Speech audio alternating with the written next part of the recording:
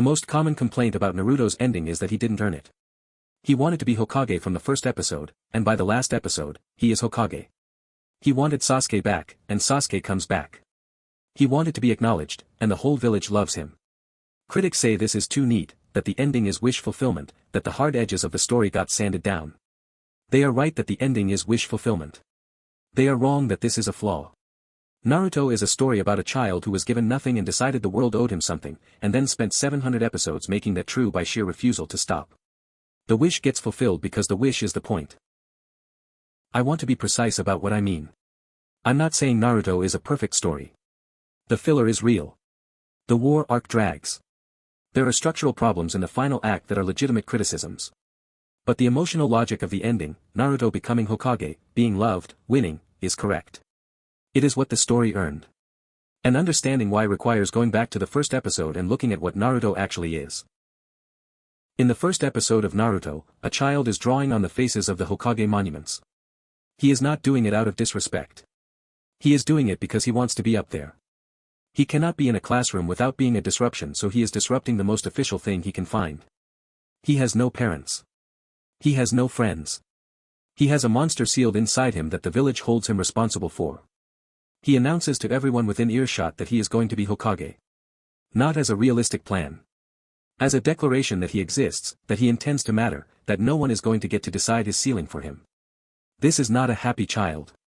This is a furious child who has converted his fury into a direction. The Sasuke arc is the most debated part of Naruto.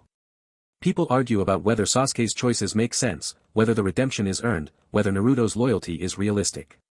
These are the wrong questions. Sasuke functions in the story not as a rival but as the limit case for what Naruto's promise costs. Naruto promises everyone he is going to bring Sasuke back. This promise becomes more expensive with every arc. Sasuke kills, betrays, and repeatedly rejects rescue. The story is testing whether Naruto's declaration, that he decides his own terms, that he does not abandon anyone, survives contact with someone who genuinely does not want to be saved. It barely does. The fact that it does is the story's central argument. A promise made from nothing and kept through everything is worth something. If this read on Naruto is new to you, subscribe. I do this for every major anime worth the analysis. All of Naruto is on Crunchyroll, link in the description, if you want to go back and watch it with this structure in mind. Naruto has a lot of villains. Pain, Orochimaru, Madara, Kaguya. The actual villain, the one the story is constructed against, is the idea that some people are born to matter and some people are not. This is explicit in the Pain arc. Pain argues that the world runs on a cycle of pain, that only suffering creates understanding, that the strong determine the fate of the weak. Naruto rejects this not with a counterargument but with a life. He is the counterargument. A child who was supposed to be nothing and was not willing to accept that. The Pain arc is the most complete version of this theme. The village that hated him is destroyed, he saves it anyway, and the person who destroyed it is converted not by force but by the fact that Naruto is impossible to kill and refuses to stop caring. This is not realistic. It is also the point. The fourth Shinobi World War arc is where Naruto loses structural coherence. Too many characters, too much power escalation, Kaguya appearing out of nowhere. This is a real problem and I am not going to defend it. But here is what matters, the war arc is not what the story is about. The story is about Naruto and Sasuke and what they mean to each other and to the world they grew up in. The final fight between them, Naruto and Sasuke at the Valley of the End, both missing an arm, both having given everything, is the correct ending. Not Kaguya. Not the war. That fight. Two kids from the first episode, at the end, deciding finally what the other one means to them.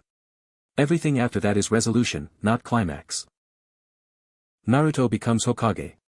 Sasuke leaves the village and comes back in a different way than anyone expected. Naruto's son resents him for being too busy. The story is telling you, this is what winning looks like. It is not perfect. The Hokage is so busy that his child grows up with a father who is absent in the same way Naruto grew up without parents, and that is its own tragedy. The world did not become uncomplicated because Naruto willed it into shape. He became Hokage, the thing he declared from the first episode, and discovered that being the thing you fought for doesn't resolve everything. That's a more honest ending than people give it credit for. He won. It cost something. He did it anyway. Naruto ran for 15 years in manga and 14 years as an anime. If you wrote it off because of the filler or the war arc, I understand. But the core of it, Naruto and Sasuke, the promise, the final valley fight, is genuinely great. Subscribe for more structural reads on long-running anime.